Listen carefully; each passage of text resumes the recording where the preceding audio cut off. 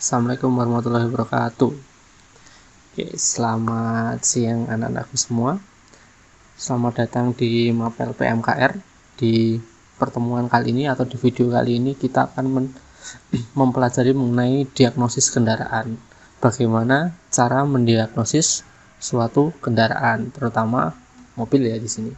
Dan di mesin. Ya. Oke, untuk prinsip-prinsipnya.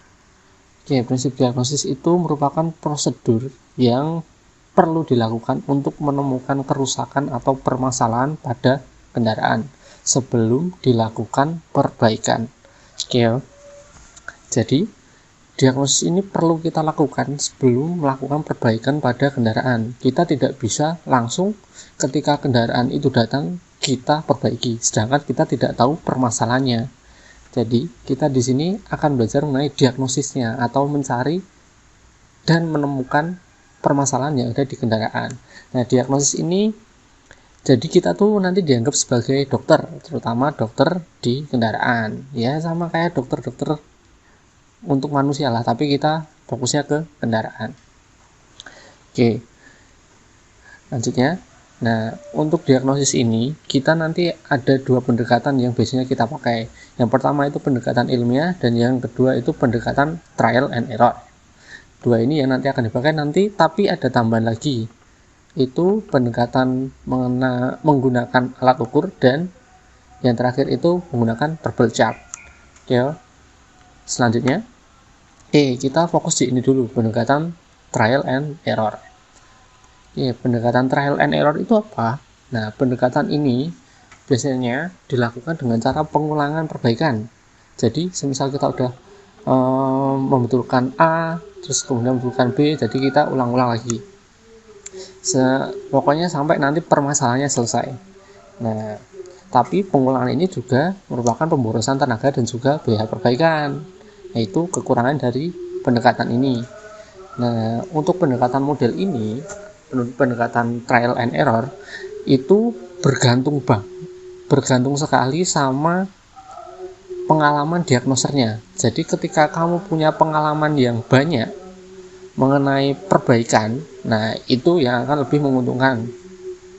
Diagnoser ini orang yang melakukan diagnosis ya, atau kalian. Nah untuk contoh pendekatan trial and error ini, contoh ini, masalahnya itu tenaga mesin turun. Gejalanya atau kemungkinan faktornya apa aja sih? Kemungkinannya itu bisa, kita fokus sini ya, bisa timing ignition yang tidak tepat, kemudian kompresinya bocor, baik dari ring kompresi yang sudah aus ataupun klepnya bocor. Kita fokus di tiga ini.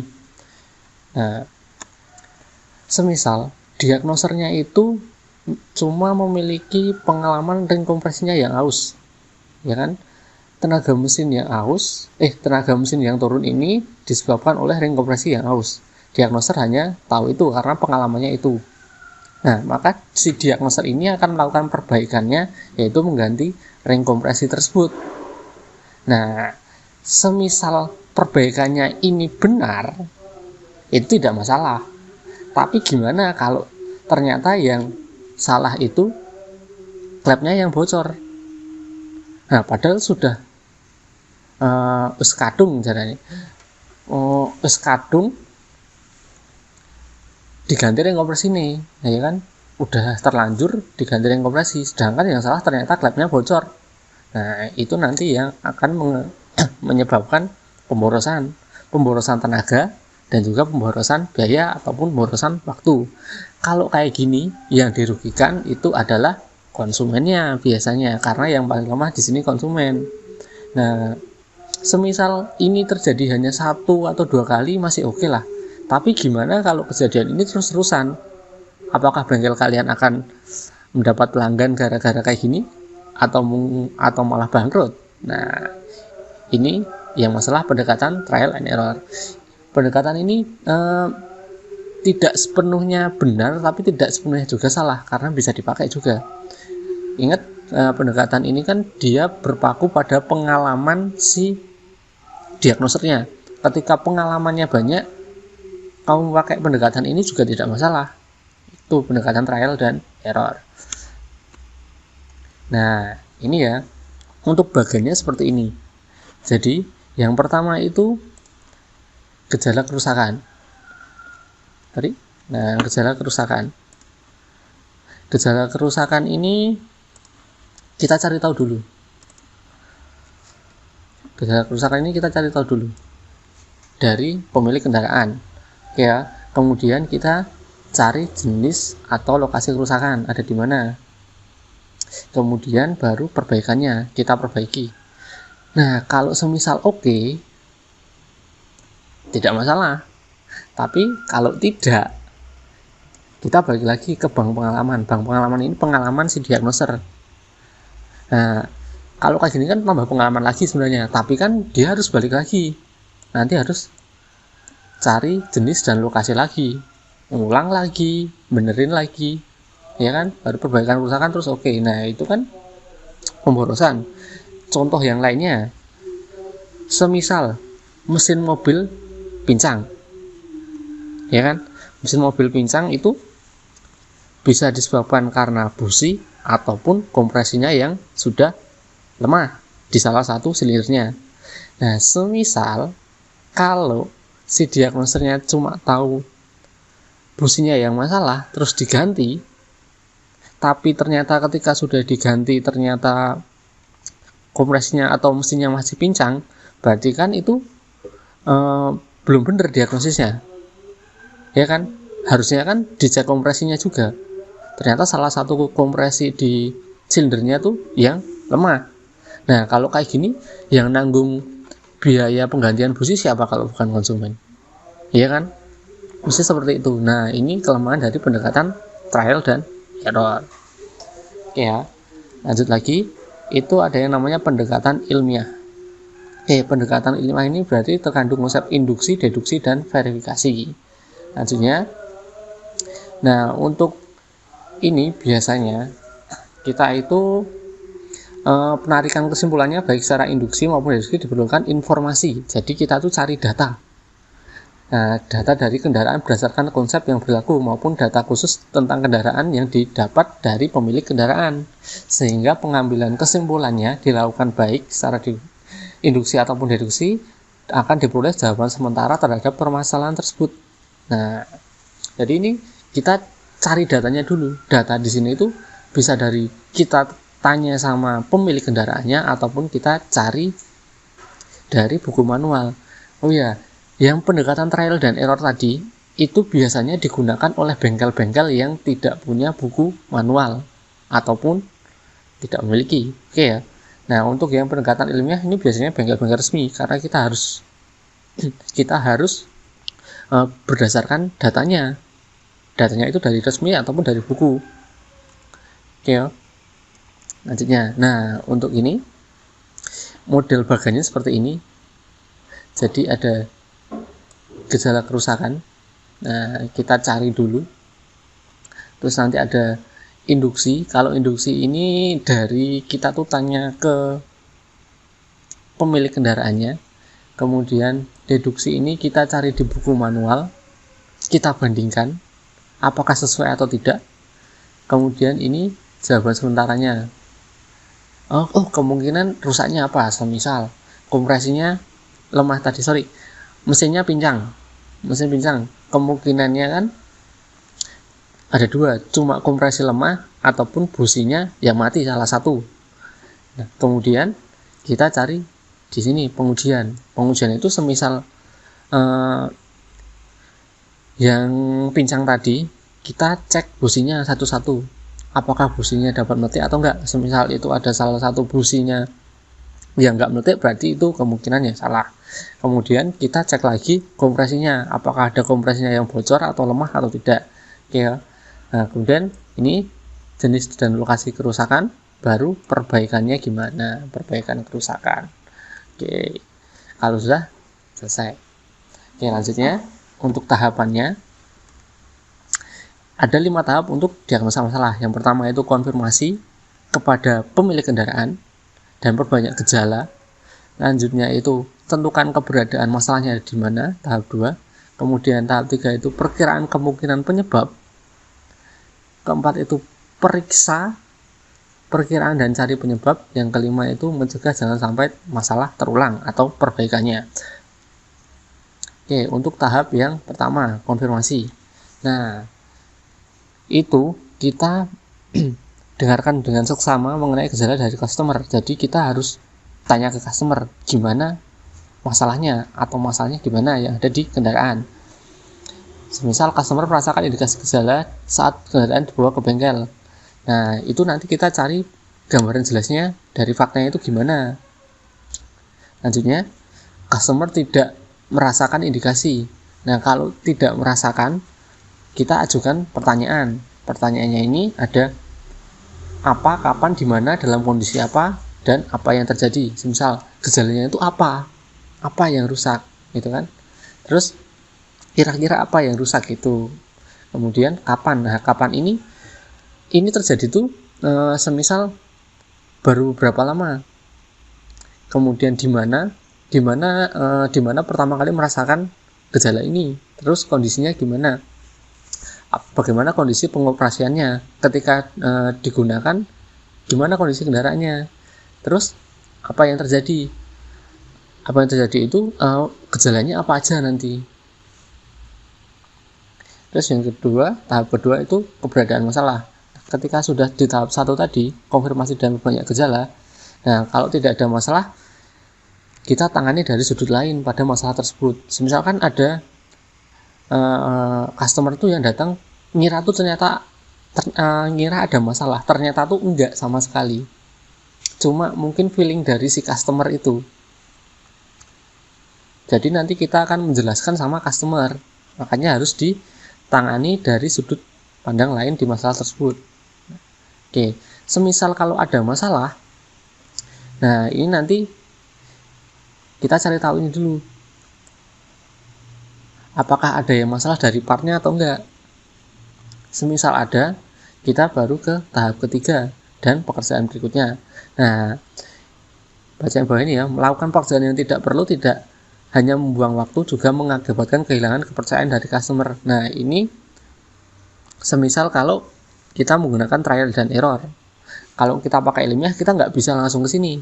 Ketika ada masalah, kita nggak bisa langsung perbaiki. Kita harus lanjut ke tahap 3 dulu.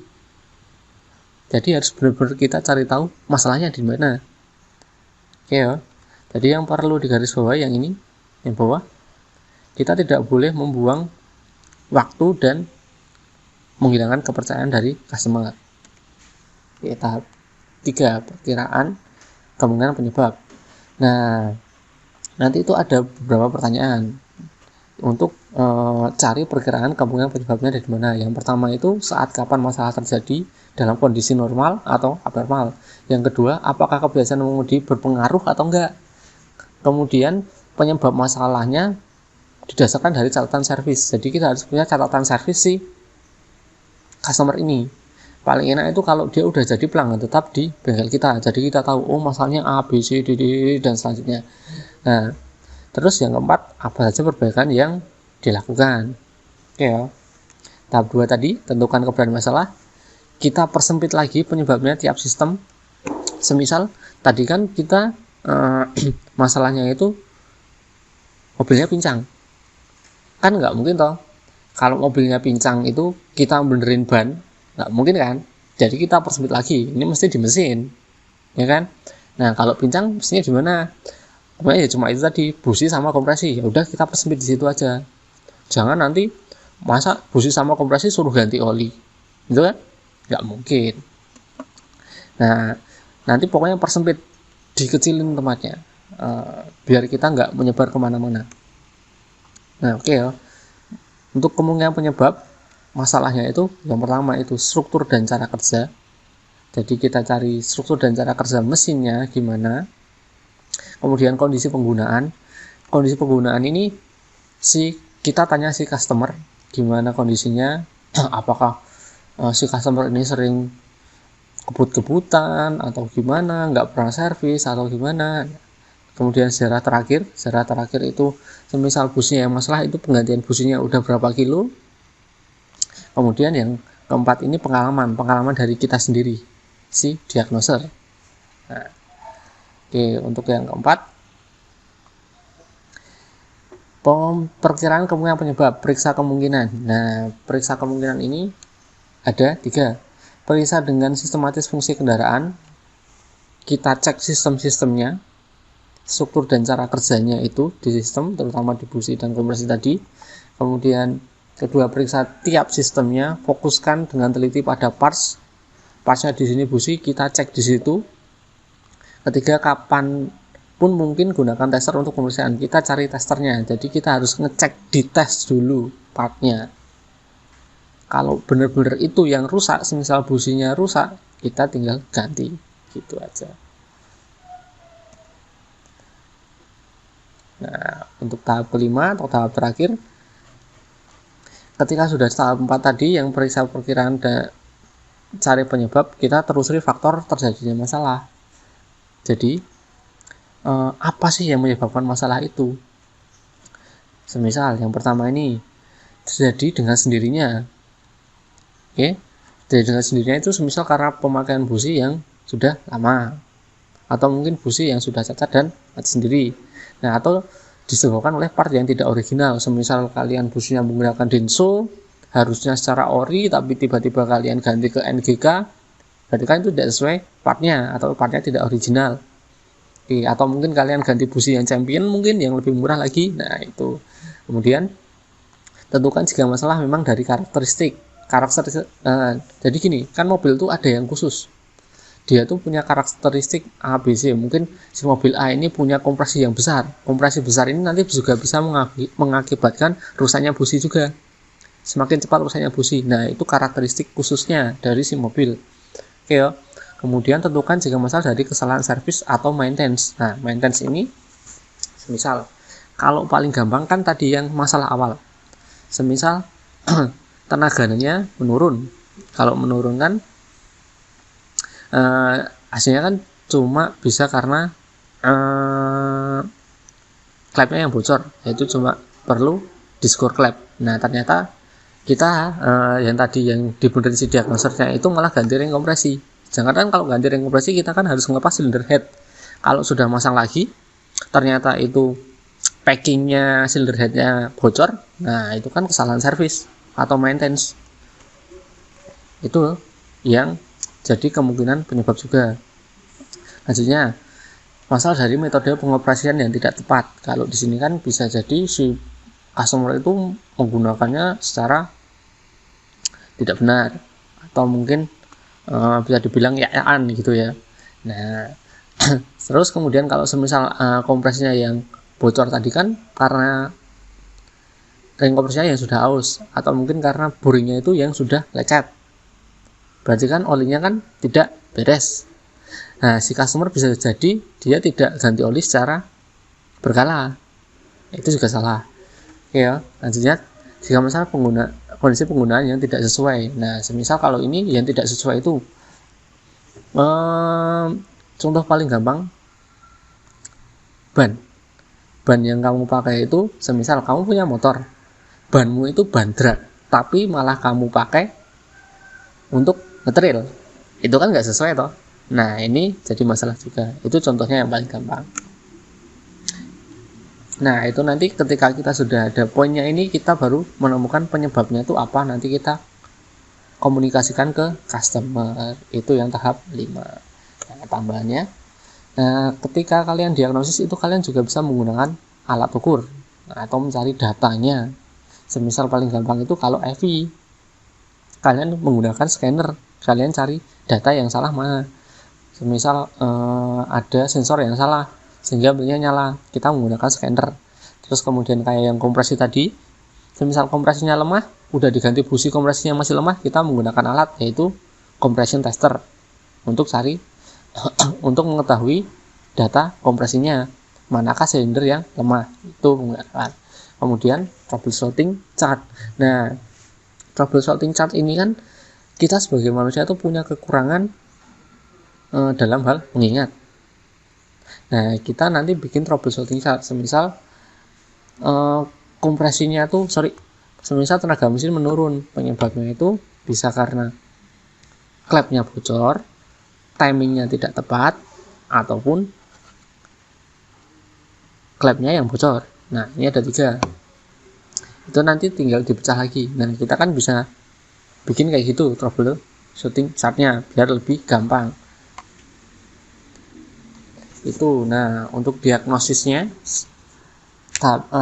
metodenya ada seperti ini. Jadi ada metode trial and error yang berfokuskan pada pengalaman si diagnosernya. Jadi kalau semisal kalian mekanik baru, jangan pakai metode ini, sangat berbahaya karena nanti akan merugikan pelanggan atau customer. Yang kemudian ada metode ilmiah. Metode ilmiah ini kita harus cari datanya full dari customer, dari buku manual, dari partnya, dari spesifikasinya. Itu yang metode ilmiah. Terus nanti ada metode alat ukur, kita menggunakan alat ukur. Yang terakhir ada troubleshooting chartnya. Ini yang paling gampang, troubleshooting chart. Nah, untuk tugas hari ini, jadi nanti jawab pertanyaan ini, 3 ini, itu diagnosis kendaraan dapat dilakukan siapapun. Menurut kalian itu benar atau tidak? Kemudian yang kedua itu, mengapa diagnosis perlu dilakukan dalam proses perbaikan kerusakan kendaraan? Silahkan kalian jawab dengan pendapat kalian. Dan yang ketiga itu, pendekatan ilmiah trial dan error, yang manakah pendekatan di antara pendekatan ilmiah dan trial dan error yang memiliki efektivitas paling tinggi? Jelaskan menurut pendapat kalian. Nanti jawabannya silahkan kalian tulis di buku tulis, kemudian kalian kirim di JP Class. Oke ya. Untuk hari ini, untuk video ini Bapak cukupkan. Terima kasih. Selamat mengerjakan. Wassalamualaikum warahmatullahi wabarakatuh.